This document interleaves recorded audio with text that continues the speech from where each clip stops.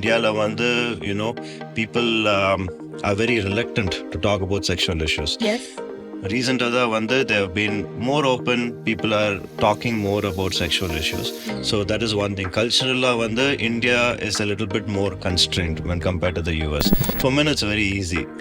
Everyone knows when a man has orgasm, right? It's very difficult to know. Either she's faking it or she's not. Yes. So there is one sect of people who say, there's no such thing as excess masturbation, but I disagree with them. There's another sect of people who say, masturbation is fine. So I am at the sect of people who say, even though US they've been practicing this ever since 2005, I think you can maximum name around 10 to 12 cosmetic gynecologists. In India already there might be around 200 to 250 cosmetic gynecologists. O shots and G shots. Yeah. What are these O shots and G shots? Does it really work? What's the hype?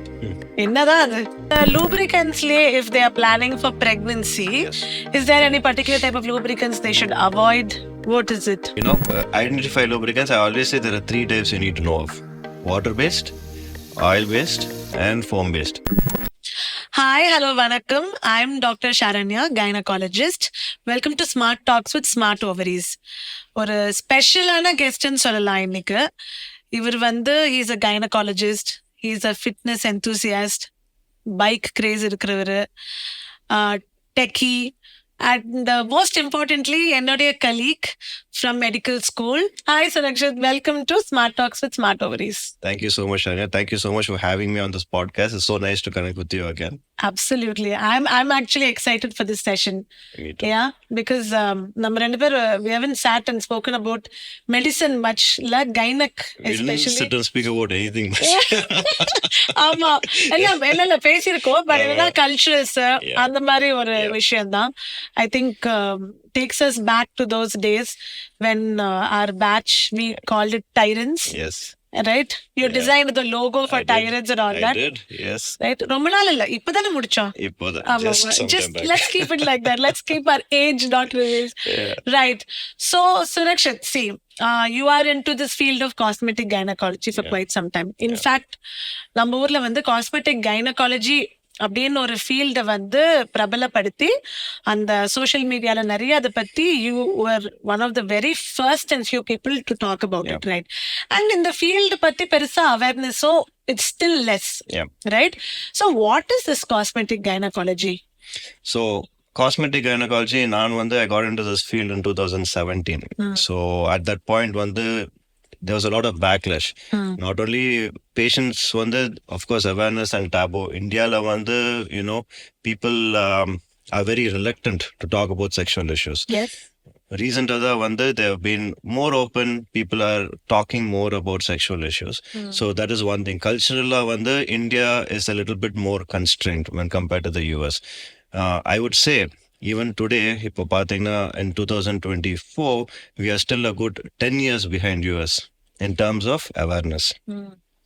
So, Ninga Sonamari, yes, all the modern age gynecologists, they are taking up the first step in trying to educate public on this, and that is the only way. Ninga Sonamari, the awareness is still less. There has to be a lot more in this, and at the same time, the problem is we have more awareness amongst doctors. Yes. Why is it a problem, The propagation is too fast. Yeah. Even though US they've been practicing this ever since 2005, I think you can maximum name around 10 to 12 cosmetic gynecologists. In India already there might be around 200 to 250 cosmetic gynecologists. It's too fast. It's propagating fast. The problem is, it's propagating in a way people are losing the aesthetic sense. You want vaginal tightening? I have a solution. Correct, Do you have cosmetic gynecology ella ஒரு machine, laser machine? That's what they think. And as you say, aesthetic. Adukku meeri there has to be something la. What I'm saying is, as gynecologists, we need to develop the aesthetic sense. Like, for example, you can't, dress a particular way. Expect your patients to understand what you're talking about. So you need to understand right from you look at the dermatologists. They have been in this cosmetic field for quite a while. Yeah. And you can see the way they dress, the way they communicate, the way their conferences are and the way our conferences are. So there's a lot of difference and there's a lot of gap we need to bridge before we can propagate as cosmetic gynecologists. Okay. So cosmetic gynecology, sexual health, as you say, It needs to be spoken more freely. And in the podcast episode, we are going to be talking a lot about sexual health, where it's a female gynecologist, a male gynecologist. We are going to talk about sexual health, and there's going to be no hesitancy about it. At least then people will understand that this is to be normalized. Now, cosmetic gynecology nale vandu laser machine, laser, that's all they know. And as you say, aesthetically அழகுபடுத்துறாங்க. That's all. But there are therapeutic options. What is their core of cosmetic gynecology? The problem on the cosmetic gynecology is a misnomer.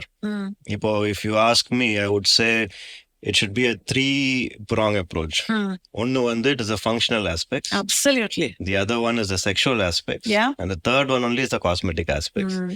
In fact, நீங்க பாத்தீங்கன்னா in Indian scenario, the number of people who taken the functional aspects a lot more, because the whole aesthetic aspect, we are not there yet. இப்போ US we have the beaches, people go out in public wearing bikinis. It doesn't happen in India. So we are not in a position where these cosmetic procedures are more important at this point of time. Right. Maybe in the future, the cosmetic division is much more prominent. But for now, the functional aspect is what we should consider and what we should propagate. And focus on that more. Yes. Okay. So what are those functional advantages and therapeutic treatments because of through cosmetic gynecology? Not only functional, even the sexual ones as well. Yeah. The function, இப்போ நீங்க functional பார்த்தீங்கன்னா maximum the women after 1 or 2 deliveries, they sometimes have this dribbling of urine. அதாவது cough பண்ணாலும் sneeze பண்ணாலும் they have this dribbling of urine, which will be quite embarrassing for them. அவங்க they will stay back in their homes. அவங்க வெளியே போக மாட்டாங்க. ஆமா, இதுக்கு பயந்துட்டே போக மாட்டாங்க. When they laugh. There was one page 3 event which I recall, or what happened is one lady, she was in a page 3 event, a lot of celebrities and everyone nearby. Suddenly what she did is she was just laughing and dancing, and she just took the champagne bottle and the ice bucket, she put it on herself. So everyone understood, okay, why was she doing that? She doesn't drink. Some of her friends went back and asked her. Then she said that she had a urine leakage. So she didn't want it to be seen. She didn't want it to be seen. So what I'm saying is, it's such a topic that people don't even discuss with their doctors about. I think embarrassed you feel. Yes, embarrassed, and they feel there is no treatment. So these are the problems. They feel surgery மட்டும்தான் நம்மளுக்கு option இருக்கு, வேற option இல்லைன்னு சொல்லிட்டு they don't go in for anything. They don't seek treatment. So not many people want to go in for surgery for this. So அதுக்காக என்னன்னா, but they don't know. Awareness, நீங்க சொன்ன மாதிரி, the awareness is quite less, and I think we all have to do a good job in propagating that. Okay. So urinary incontinence ன்னு சொன்னதுனால, urinary incontinence க்கு surgery treatment இல்லைன்னா, then what is the other option if they don't want to go for surgery? And how is the success of it? Yes. The urinary incontinence we are only focusing on one part, that is the stress urinary incontinence. That increase in intra-abdominal pressure. Pilates panalum, if they're having sexual intercourse, or if they're having anything like coughing or sneezing, and the mari dribbling agarappo, it's more of a physical movement. So how we can solve this is, number one, there are 3 things. Now, CBT, அதாவது cognitive behavioral therapy is number 1. That is most important. ரெண்டாவது bladder training. So நீங்க you have to plan in such a way that patient uses the washroom in particular time. She drinks water only in a particular time. And you have to retrain the bladder and the brain. Okay. These 2 things solve most of the issues. Then of course physical therapy, physiotherapy. These 2 things also do very well. And finally, if those they will go in for either the laser therapy or the high FM therapy. So these are all the things which we are talking about in cosmetic gynecology. Absolutely. That's where machine வருது. That's where the machine comes in. Okay. So இப்போ நம்ம sexual health ன்னு சொன்னால கொஞ்சம் நம்ம spicy topics போலாம். ஓகேவா? So in the O shots and G shots. What are these O shots and G shots? Does it really work? What's the hype? என்னதான் அது? So இப்போ பாத்தீங்கன்னா sexual again we need to understand this is another taboo topic in India. Number one, we don't really discuss so much about female sexual pleasure and all of these things, and they think it's not important. Yes. So I think under taboo number break பண்றதுக்கு these O shots and G shots are there. Number one, I feel from Indian perspective, we need to push the whole idea only for the sake of breaking the taboo. Yeah. But as far as efficacy, they do work in 75% of women. Okay. இப்போ we have two ones. One is the O shot. O shotல என்ன பண்ணுவாங்கன்னா, you know how they prepare PRP. Orgasmic shot. The orgasmic shot. It is patented, so we cannot really use the word O shot. You just say orgasm shot. Okay, let's orgasm shot. Yeah. It sounds more interesting also. It sounds more interesting as well. Okay. This guy called Charles Rose, he first tried it out on his girlfriend. Oh, really? Yeah. Lucky him. Lucky her. Lucky her also. Yeah. So what happened was, they were using PRP. We use PRP for many things. Yes. We use it in the Top to joints, bottom. the hair, everything. So he one day decided, what if we put it in the clitoral area? What happens? So then he realized, because of this extra neovascularization, the new blood vessel formation, the woman is having better arousal, Enhanced pleasure, better lubrication, and for menopausal women, it has actually reduced dryness, and also for some women, it has helped in SUI. Absolutely. Apparently. So what I'm saying is, it could be useful for these women. That is mainly only sexual based, a little bit of functional based. Whereas G-shot at touchna is very specific for only women who have vaginal orgasms. Not all women have vaginal orgasms. Yes. And they say around 30 to 40% of women have this. To enhance that vaginal orgasm, what they do is they take hyaluronic acid. சொல்லிடுங்க G-shot na என்ன அதையும் சொல்லிடுங்க. G-shot. G comes from the word Grafenberg, right? The guy who first found this out. Yeah. There's a small story about There's a spot also. There's the G-spot, yeah. In the anterior vaginal wall. Absolutely. The way there's a story behind this as well. This Grafenberg guy, right? So what happened was he's a German. So they say that he was kicked out of Germany because, he came up with this whole G-spot. So then he went off to US and relocated there so he can practice over there and so on. So, it's just a myth. I don't know how far it's true, but then, yeah, he was the original one who found out that there was something called as a G-spot in a woman. And they named after him. I mean, he named it after himself. Yeah. All right. Okay. So G-spot, Pati, you were saying about G-spot. Yes. So what happens is, in the G-spot one, it is a little bit recessed. Recessed இருக்கும். So அது என்ன பண்ணணும்னா, அது கொஞ்சம் prominent பண்றதுக்கு they take in fillers.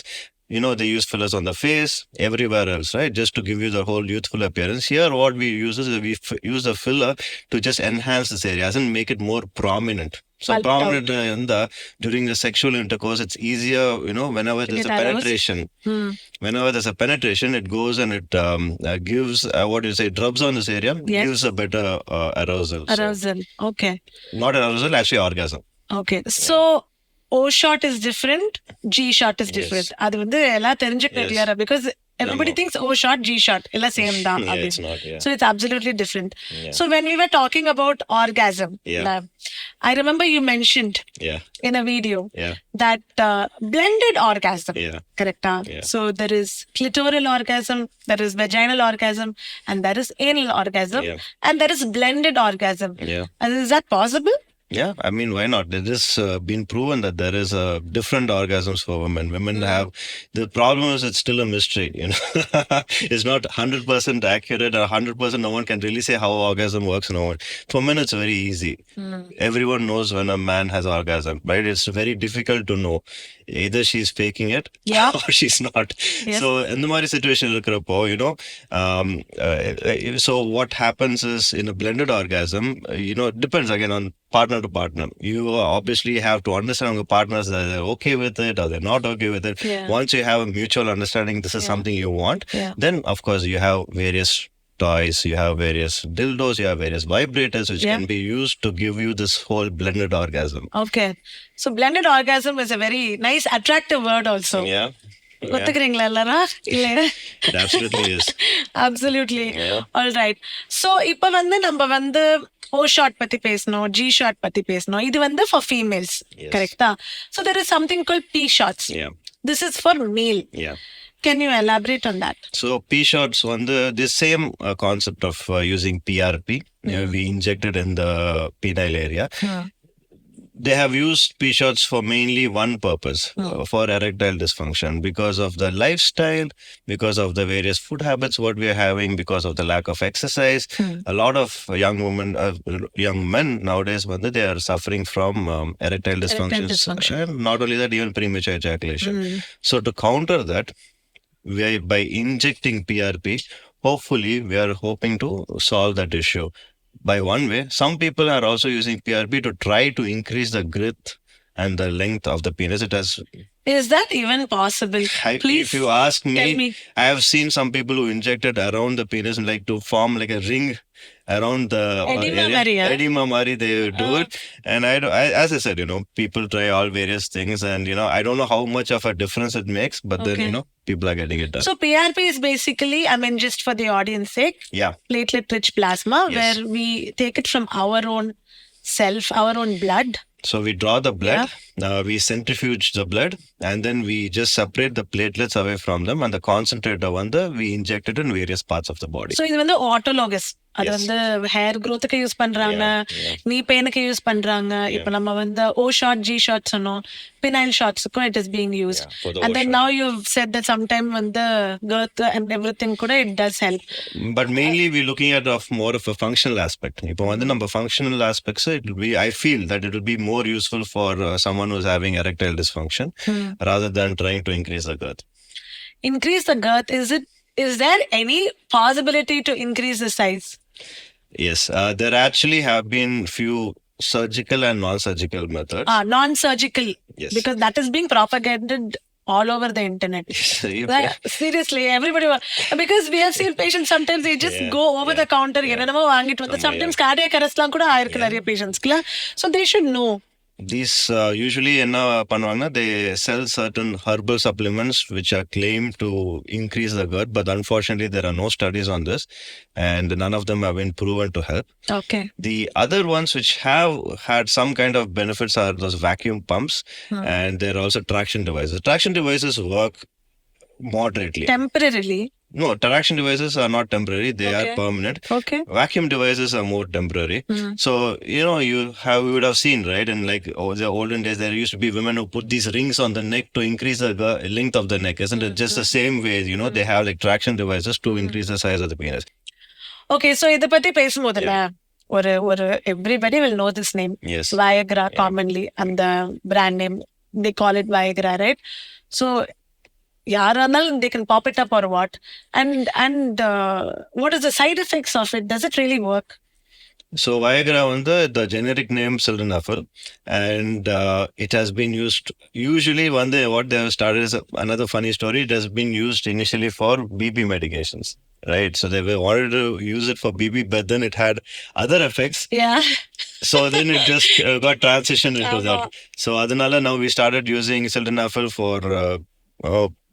for guys who are having concerns of erectile dysfunction, and also for premature ejaculation. But yes, definitely it does work, and it is very beneficial for whoever is suffering from erectile dysfunction. And what was the other question? I'm sorry. No, is there any side effects? Of course, yeah. Anything which is good has side effects. Because, age-wise also, is there any side effects? Not age-wise, but then again, once after you take the medication, you can definitely have some dryness of the mouth. You can have, some gastric upsets, nausea, headaches. They're quite common. Yeah. So, if we P shots Viagra is there any advancement? And this testosterone shot, what is that? How does that work? Just throw us some light on that. So yes, advancements, there have been a lot of advancements, because now we have a new generation, tadalafil also coming up. So these have a longer time frame. They call the weekend pill because the effects last for 32 hours. What? Yeah. So, it's not like she's going to have a 32-hour erection. Only when you're stimulated, you have an erection. But as I said, it works for 32 hours. As in, it's not only for a short period of time. And over the counter? Or all of these are over the counter. Right. Yeah. Okay. So yeah, once you get these, and they work. And the newer generation ones, we are now having locally applied gels, like called Eraxon. Not yet available in India, but they are going to come out pretty soon. So these are locally acting. You just apply it before you have sexual intercourse, and it works fairly good. And you just have to apply it immediately before sexual intercourse. You don't have to take it half. You don't have to plan for it. Okay. Like how when you take a pill, you don't have to plan for it. So as soon as you take the pill in the hours, you must, right? Yeah. Okay. It works only after half an hour and everything else. So here it's like immediate action. So only thing is it's not available yet in India, but yes, definitely it is coming out. Okay. Then there's also the electro ejaculators. You have also the electronic stimulation. So lots are being developed in this front. Okay, so when we just say, so since we're talking so much on sexual health, I mean, you have a lot of couples who are walking in with sexual difficulties, right? So the importance here I wanted you to talk about is counseling, and how eliciting that அந்த sexual history நம்ம வாங்குறோம்ல, அது வந்து எவ்வளவு நமக்கும் முக்கியம், அது எவ்வளவு அவங்களுக்கும் முக்கியம் in terms of their sexual life as well as fertility க்கும் நான் சொல்றேன். What do you think about it? If you see, Sharanya, the number of patients who come into your clinic, at least 30% of them will have some kind of sexual dysfunction. 30% meaning. Kandipa. Number one, we just don't ask them the questions, but they do have. Either they have issues on the male side or they have issues on the female side. So it's just that number one, we don't really stress on those points because we are fertility specialists. We're just thinking about the baby, but the process, is not something that we are really focused on. I think we should definitely change our vision, try to focus more on the sexual issues so that, we can solve the at the origin itself. Right. So, Vara patients, they should also feel free to talk about their sexual history, especially male partners should be okay with telling about the difficulties that they have. That has been a taboo, don't you think? That's a difficulty. As a male gynecologist, for you to elicit, so a male gynecologist, for you to elicit that history easy. Yes. But as a female, when I talk to the couple and I tell them how many times a week do you have sexual contact, is there any difficulties? Immediately the male partner say, okay, but the female partner say, amma sir, amma ma'am, all this, right? So under a taboo number, it has to be, they should be able to open up. It should be normalized. I think the more we speak on it on social media, the more awareness we give, they are more comfortable when they talk to you. What I've understood is, since I was in also social media since 2019, many people, when they come to me, they say, doctor, it's like I already know you. So like I've already spoken to you, Mari. So on the Mari familiarity, they are much more open and to discuss the topics with you. So I think definitely as doctors, we need to be on social media to give awareness to the public, and that way it also helps us get this kind of history from them. Absolutely. So when the sexual health basic about sexual intercourse and all of that, one word that of course I have to talk about to you is vaginismus, right? Not many people know that there is something called vaginismus, and இது எப்படி அவங்க diagnose பண்றது அவங்களுக்கு vaginismus இருக்குன்றது can you tell me? So my desensitization to vaginismus it was in 2018 when I first heard of this term. So 2019 I thought, okay, let me just talk about it, and so a YouTube video panna. Quickly it has become probably one of the most highly watched, not viral, highly watched videos of my stream, because that is something which no one is talking about. They say it is going to be like that. You have to bear it. But they don't understand. There's a lot of emotional, psychological, in fact, even religious aspects which come into vaginismus. And as I kept going through the years, treating a lot of patients, once I made the video, I think every month I have at least around 4 to 5 patients who have this condition. They travel from all different places, come to get treatment, and then they go. And mentally they are affected by it. Mentally, also? Physically, every way. Because physically, yes. What you don't understand is that it's not only a sexual intercourse. Not just that. Correct. Even putting a tampon, they have a problem. Yeah, just on touch also. Speculum examination you cannot do. Some people, they can't even wear underwears. Is that bad? So it is basically the vagina is so sensitive to any sort of stimuli, is it? No, it's not sensitive. What happens is the thought of penetration or idea of penetration or something getting close to the vagina, the muscles around the vagina contract. The pelvic floor completely contracts, and this will force, it will not let any entry into the vagina. Okay. So in the muscle, in the tightness, if someone's trying to push through the tightness, it causes a lot of pain, anxiety, and fear. So அதுதான் so நீங்க சொன்ன மாதிரி people who have sexual contact, maybe the first 2-3 times, if they've never had sexual contact before, and the first time they have a sexual contact, and the pain இருக்கும், அந்த ஒரு withdrawal or fear இருக்கும். So what happens is automatically everybody else says இது நார்மலா தான் இருக்கும், இப்படி தான் இருக்கும், போக போக பழகும், and all of that. But for them to come to a doctor for it and get treated, abdina, what is the treatment options available for this? Before the treatment options, how do you, நீங்க கேட்ட question very importantly, how do you diagnose it? Yeah. இப்போ பாத்தீங்கன்னா most of the young girls already know when they have vaginismus. Only thing is they will be thinking, maybe because I'm a virgin, I'm not able to do that, and so it will be in the back of their mind. And then finally when they get married and they try it, then only they realize they have vaginismus. So the moment they have vaginismus, enna pannona, they should immediately seek treatment. Immediately. I don't think most of them 5 to 6 years they try all kinds of things, and nothing works. So ipo treatment pathina, it's a 4-prong approach. Number one, we start off with counseling, most important, behavioral therapy. Aprama using lubricants, which is actually very important. Ipo pathina, many of the people have hardly even heard of lubrication and lubricants. Adu I say try it out first.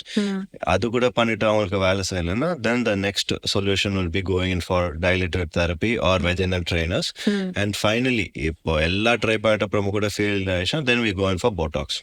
Okay. So Botox meaning what? Can you just ஒன்னு கொஞ்சம் அதை explain பண்ண முடியுமா? Yeah.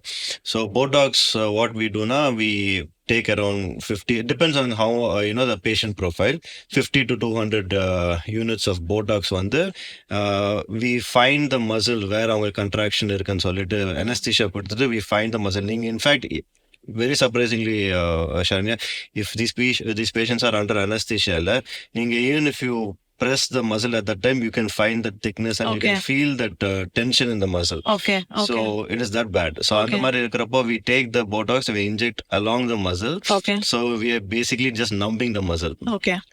So adu pannita apparama we push in a dilator and we send the patient home. The moment they see that there's something inside the vagina, they're very confident. So adu apparama they have to start practicing on the vaginal dilator, or they have to try sexual activity. And after most of 6 months kalchi, most of them don't come back, which is a good sign. Yes. But if they do come back, we have to go in for another Botox therapy. So adha ipo நம்ம நடுவுல ஒரு break எடுத்த போது கூட you were saying இந்த மாதிரி I was asking you எப்படி இருக்கு treatment success and all of that, and important you told me that they have to come for follow-up. Out of fear, they might not come back, or if it has become better, they would be like, பாத்துக்கலாம் அப்படின்னு கூட வராம இருக்கலாம். So that importance of follow-up, especially for vaginismus, what do you feel about that?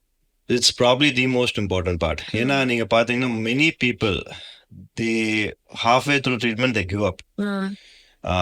The main is not because of anything else. The only thing is they give up. They feel that is not the most important thing for them at that point of time. Okay. So adumari irukkrappo they will definitely lose follow up. But otherwise, people who are determined to get this solved, definitely if they go through the whole treatment, they will have a solution at the end of the day. சும்மா நடுல ஜாலியா கேக்குறேன், இது எப்பவுமே female gynaecologist தாங்க, very few மேல் gynaecologist in down. You think what to you think about that? நான் மேல் கைனகாலஜிஸ்டா இருக்கிறதுனால எனக்கு எக்ஸ்ட்ரா ப்ரிவிலேஜ் இருக்கு, இல்ல என்ன தனியா இது பண்ணிடுறாங்க? To you think we need more male gynecologists in town? I think definitely for better diversity. Definitely. I think you'll be surprised of the number of male gynecologists in South India, especially Kerala. Kerala is full of male gynecologists. So I don't think there's a disparity. Because if you have males in gynecology, you will have different perspectives of the same treatment. So if for patients, always I recommend them one thing: get a second opinion. Okay. So, if you want varied perspectives, if you're going to a female gynecologist, then you might want to go and try out a male gynecologist to see whether their perspectives, treatment philosophy is same or பரவாயில்ல பாதி பேர் doctors இல்ல second opinion வாங்கினா they'll be like வேணாம் நான் சொல்றதுதான் அப்படின்னு வாங்கல. No. But you do believe in the second opinion. 100%. Any of my patients, even if they come to me, they're like, Doctor, Idupati, I want to know more. I'll always tell them, get a second opinion from somebody else. Because it is important they understand that there's a possibility. Okay. And if they feel your treatment philosophy is good, they'll definitely come back to you. Okay.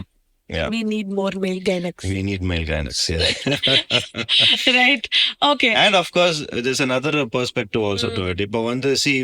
As males, we have certain advantages and certain disadvantages. So, advantages, physically, and, we can work for longer hours, we can do more strenuous work. So, long hours of surgeries, like for example, 6 to 8 hours of surgeries for endometriosis and things like that. Yeah. Males would be a better fit in that location. So if it's a surgeon, he might not be very well versed in gynec surgeries. Yeah. So if you have specialized someone in that, it will definitely be more useful. So masturbation, right? Yeah. Too much masturbation, too less masturbation. So too much masturbation, அதுலயும் நிறைய content பார்த்திருக்கோம் social mediaல. Too less masturbation அப்படின்றது ஒண்ணு இருக்கா? And what is the effect of it? What happens? Is there any side effects? What is it? So, I think this whole masturbation is a very polarizing subject. Every time I speak about this, I have 100 guys, putting me down. I have 100 guys taking me up. So, there's definitely very, very polarizing. There is one sect of people who say, there's no such thing as excess masturbation, but I disagree with them. There's another sect of people who say, masturbation is fine. So, I am at the sect of people who say that masturbation, it is absolutely normal until it doesn't affect your other activities.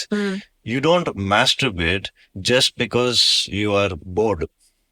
That is something wrong, according to me. Okay. If it is going to affect your daily routines, it is going to affect your relationship, it is going to affect your work, if it is going to affect your studies, then definitely I would say that is excess. Even though many people might not agree, that is when I say it is excess. It requires not you to... normal? It is normal, but I would say it is excess and it should be cut down. Okay. If in case they don't affect any of this, then it's absolutely fine. So that number is different for different people. Different people, individualized. So it has to be individualized, and then accordingly, if they feel that any of these activities are being disturbed, definitely they should go in for counseling because it will be very, very useful for them to break this cycle. Okay. Right. And, coming to, of course, we spoke about women, men, everything, sexual health, எல்லாமே பேசணும். இப்போ இந்த post menopausal இருக்காங்கல்ல, those who are 45 plus, more in the age of say 50 to 60.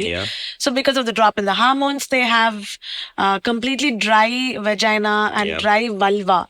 So what are the options they can explore for general day-to-day activities, sexual activity? What are the options they can explore? So, what you are describing right now, it's called GSM, genitourinary syndrome of menopause. It has many syndromes. Most important one is the hot flushes. In the middle of the night, they wake up. It's too Sweating. hot, they sweat. So there are things we can do to control certain phenomena. Your specific question is for vaginal dryness. The most important thing what we can do is go ahead and inform them about vaginal lubricants. Lubricants are probably the key to any of these issues. Number one. Hydration. Very, very important. In fact, even if you don't use lubricants, if you are hydrated enough, definitely it is going to be very useful. Moonada Mediterranean diet. So this is a kind of diet which will help in these menopausal women. There are certain fruits like some foods like soy foods. They have phytoestrogens. Estrogen mari mimic agum. So they will also enhance these these menopausal symptoms. So there are so many natural ways and remedies of how we can solve them. If they're having concerns, we go in for laser vaginal rejuvenation. or we go in for the high fem, or we go in for RF. RF is radio frequency. Radio frequency. Okay. So these we do for these women. Then only I go in for HRT. Hormone replacement therapy, I always keep it at the end. Okay. At the end, because I don't think other side effects and risk, because of the side effects of cancer. So okay, right. So இப்போ வந்து in the you said lubricants. In the lubricants layer, there's a lot of confusion about it. First thing, use பண்ணணுமா use பண்ணக்கூடாதா. Second thing is fragrance, non-fragrance. Third thing is reactions because of that. So tell me about lubricants. I will whenever I identify lubricants, I always say there are 3 types you need to know of: water-based, oil-based, and foam-based. See which one you're comfortable with. Okay. And choose that one. So there's no best among the 3 versions. Depends. Some people like foam-based. Some people like the gel-based. Some people like the water-based. So it only depends on your personal preference. Absolutely. That's all. That's it. Just don't go and use some vegetable oils and these things when you have other alternatives, medically available alternatives. For this purpose. For this purpose, let's not use our vegetable oils. Vegetable oil, then coconut oil. Coconut oil. Use lots of different things. Yeah, a lot of absurd things. Yeah. So, in the lubricants, you said, in the lubricants, if they are planning for pregnancy, is there any particular type of lubricants they should avoid? What is it? Yes. So, நீங்க வாங்குற lubricants வந்து mostly Durexல வந்து lubricants எல்லாமே spermicidal. அதாவது they will kill the sperm. So, நீங்க non-spermicidal, if you're planning for pregnancy, non-spermicidal gels வாங்கினா, it will be always better. Okay, non-spermicidal meaning it doesn't kill the sperm. Doesn't kill the sperm. Okay, so இப்போ வந்து, we spoke so much about cosmetic, gynec, sexual health. Now, let's talk about you. Sorry, of course, everybody knows you on social media, and we know each other from MBBS time. MBBS time, you are a major techie. Yes. So now I can see you're into a lot of fitness and kunja bikes also. So what is this passion craze that you're having? So I think in college, you know how we all were, trying to live our lives to the fullest, in the different extreme. Now I want to live it in the other extreme. So I really focused on my health, and I'm going towards the fitness route. So I find it's it is more peaceful. I feel it's like a good way to release all that excessive negative energy in the gym, and I feel it's perfect. So it has worked very well. So I really started pushing on it. So hopefully, I think going into the future, I should do a stage event. Nice. So gynecologists are not boring. Namakku edho or passion irukilla. Oh yes, absolutely. New gen gynecs nu sollikalama namble solliknom. Anyways, but seriously, thank you so much. I think in the topic itself, I was just thinking, number taboo na usually it is periods. Yes, it is a taboo topic, but sexual health is also a taboo topic which needs to be spoken about. And the way you explained everything, I think only 1% தான் நம்ம touch பண்ணிருக்கோம், just to say what is what. Just overall picture. And I think it's a huge ocean, right? Yeah, but I think probably in future podcasts we can discuss more about it. But thank you so much for joining us in this podcast. Thank you for having me. Pleasure.